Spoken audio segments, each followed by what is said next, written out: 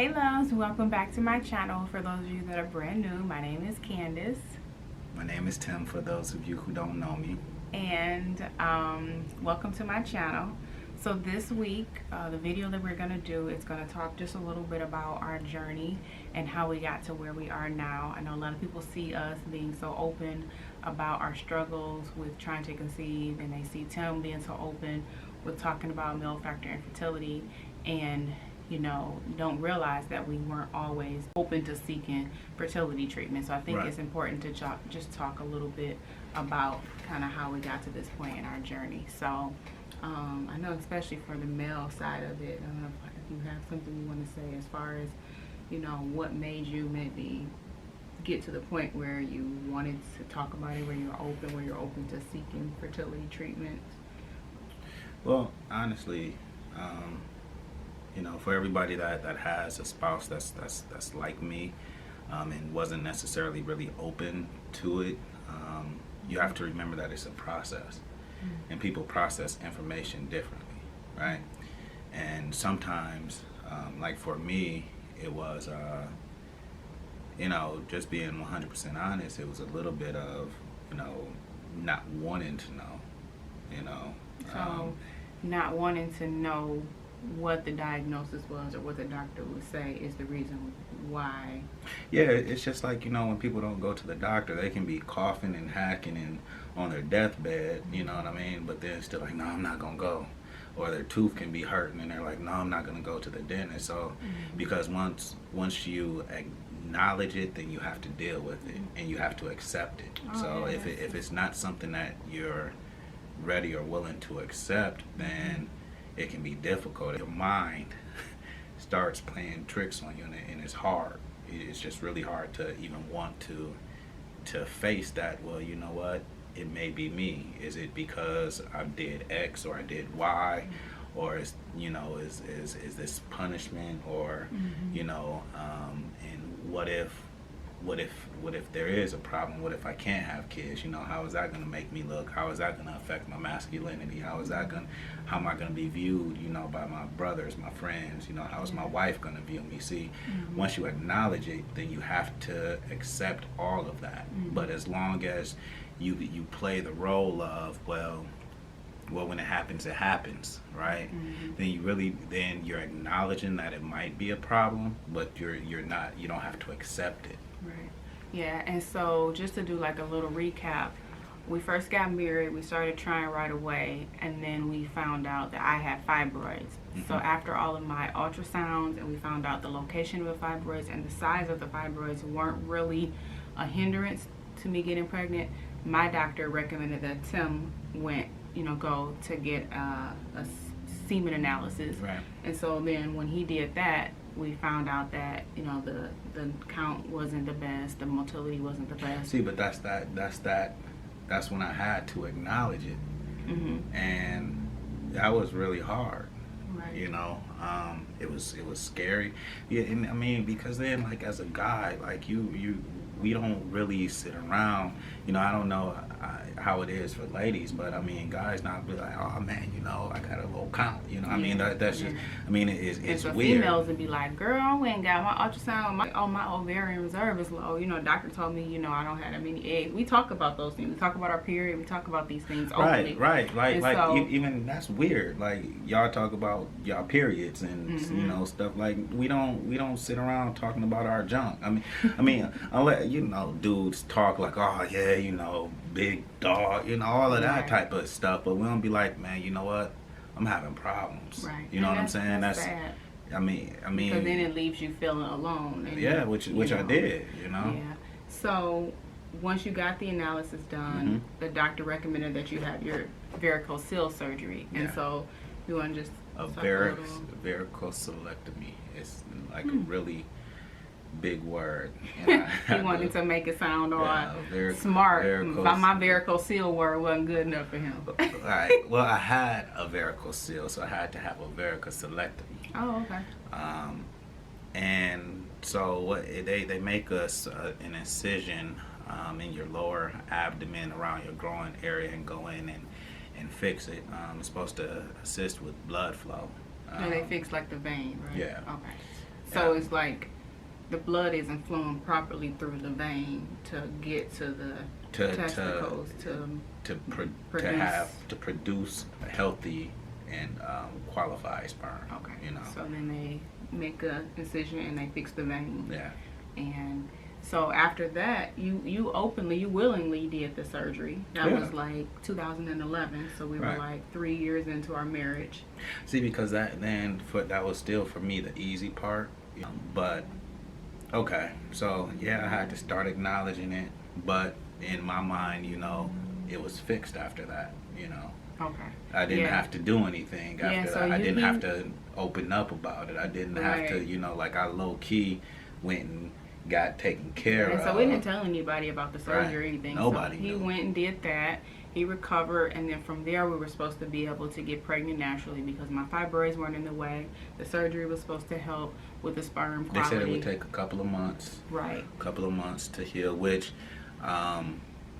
throughout this process we learned a lot. Like 3 months, a male sperm is on a 3-month cycle anyway. So, I mean, when a man ejaculates, he's really ejaculating a reserve, that he already had.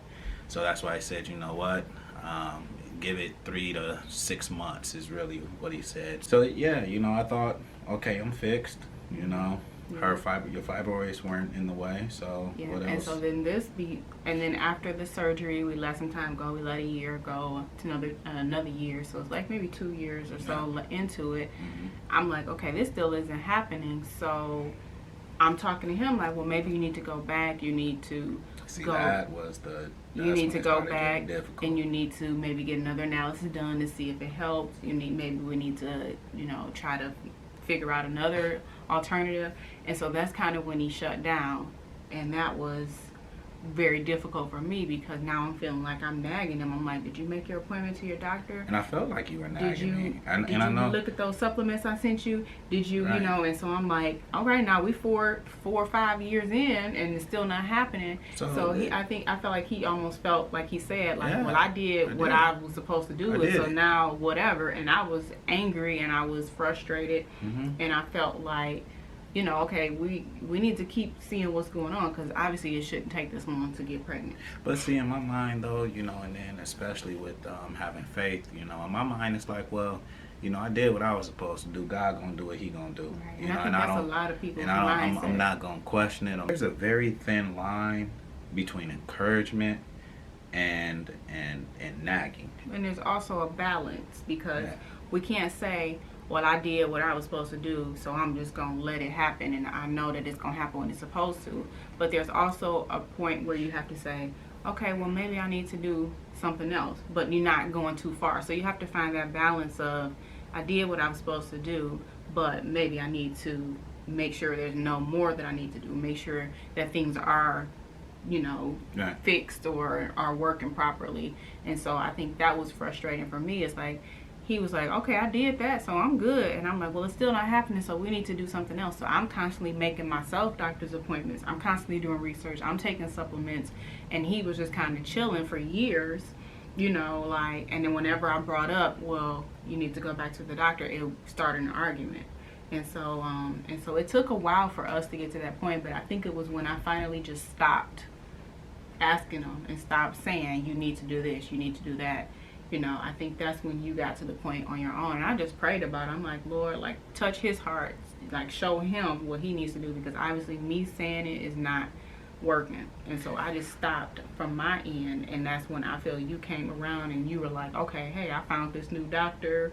And that's when you were really into it again. And you were really, like, on board with trying to see what the problem was. So, but you gotta understand, though, that, we get disappointed, too. You know what I mean? So... a lot of times ladies talk about how they get disappointed month after month and your cycle comes and all of that. So, I mean, we have those same emotions, And we don't talk about that. And we don't get acknowledged for those emotions, too. So, and like I said, it goes back to processing information. You may, we're trying this month and you end up having your cycle and everything, and you may be able to process it and be like, okay, well, okay, we got to do this, next month. But I may still, and sometimes I was still like in a really jacked up mood, in a jacked up place mentally, like, why isn't this happening? And not really feeling like I had the support that you had, you know what I mean? Because like you said, you would, like, I couldn't talk to none of my boys about it. I didn't feel comfortable. Back then I wasn't talking to my dad or my brother. It was just me and the Lord, and then my friends and people having babies by accident, and I'm like, man, I'm actually trying, like, but I had to get to the point where more so by any means necessary. Yeah, and it took you a while. And it did. And I can't say that it was one thing that made me be like, okay, you know what, let's do it. You know what I mean? I really didn't have like an epiphany or an aha moment. It was just more so like, you know what, I just really I wanted a child, and I knew we were getting older. So I had to start getting on board. Yeah, and it was like one day out the blue, you were like, oh, what was the name of that doctor again? Let me make an appointment. I was like, what? Like you're really like serious about this again, And so I think. But you said something key though. You said you kept praying. I did. You kept praying for me. We don't have to go back and forth. We don't have to nag. We don't have to argue. And that's really what I want to encourage you ladies out there. That have spouses. As you can see, I'm definitely open to talk about it now, but there was definitely a point in time where I wasn't. And the nagging didn't help. It actually made me feel more secluded because I already felt alone. And now I feel like the person that I'm supposed to be rocking with and riding with on this situation, I could tell your frustration, so you frustrated with me, but it wasn't even one of those situations where I felt like I could go and even talk to somebody and be like, man, me and Candace, we just keep bumping heads about X, Y, Z, because then that would make me have to talk about have that conversation, Yeah, so if you could give like advice to like maybe one thing for a woman, because there have been so many ladies who have reached out to me and said, I am going to the doctor, I'm doing everything I can for myself to try to get pregnant, and my husband is not on board at all. Like he's just like not going to the doctor. So what would be like one word of advice you can tell a lady that's kind of dealing with, their spouse, significant other, partner that is not as open to going to the doctor, to finding out what's going on? Whatever your center is, like ours is our faith, right? So you have to remain and continue in whatever your center is and be supportive. It would have went a long way for me if we would have talked more about, what was going on, like with my thought process. Like you always say, I overthink everything, right? So just like more communication, better communication. Better communication without necessarily the nagging. Like, well, we got to do this. We got to do this. We got to do this. But maybe just, hey, babe, and more of an encouragement. Like, well, what's going on? I know you already know we got to do this. What's going on?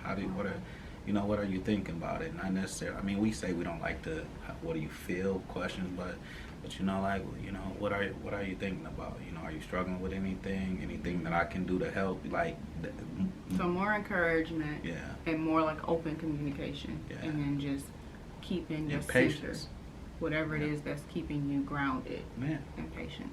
Having that person that you can communicate with and go through it with, and you have to remember that you're going through it with that person, Right. It's a team effort, Because like what I was feeling and what he was feeling was pretty much the same things, but because we didn't communicate, I wasn't even thinking about on a monthly basis how it was affecting him. I was just thinking about how I was hurt every month.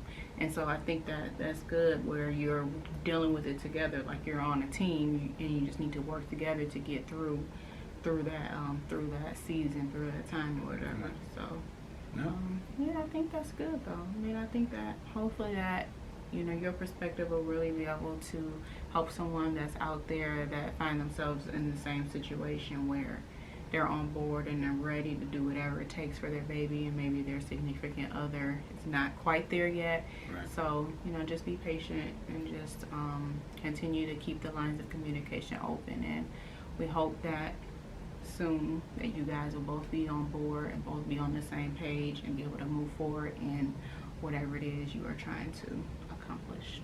Anything else you want to say? No, I think that was good. Baby, I think we could talk literally for hours on this subject. I think so, you know? too. So. I think this will be something good to do, like a panel discussion one day, like some type of, like a conference or something, and have like a panel talking about, because these are like real issues that people deal with and don't know how to handle. So. Right, and I don't even think I ever told you how I felt on a monthly basis, Right. which is crazy that I'm saying it now to you after 10, almost 11 years of marriage. First time it's in front of the camera. It's like I was just as disappointed, but I felt like I had to support you. And I think that's what's sad, is because the men on the journey don't get the support that they need and don't get the recognition, like they're hurting. You know, they're hurting too. Yeah, and I'm not on social media as much as Candace, but you know, if there's any fellas out there that want to reach out and, you know, kick it and have a sidebar or whatever, you know, I'm always down. Yeah, he's mostly on Facebook. Yeah. We have a public figure page. His is Timothy Farris and mine is Candace Farris. And I'm trying to get him on Instagram, but I haven't succeeded yet. So thank you guys so much for watching this video. I hope you guys enjoyed hearing a little bit about the male perspective from Tim. And if you guys have any questions, or if you want to chat a little bit more, I'm available through email, and you can comment down below as well. I hope you guys have an amazing week, and I'll be back next time with another video. If you guys are not a part of our little family, be sure to hit that subscribe button down below, down here somewhere. If you enjoyed this video, be sure to give me a thumbs up and share it with someone that you feel may benefit from hearing a male perspective. And I think that's it. I think that's good. All right, guys, we'll talk to you later. Bye. Bye.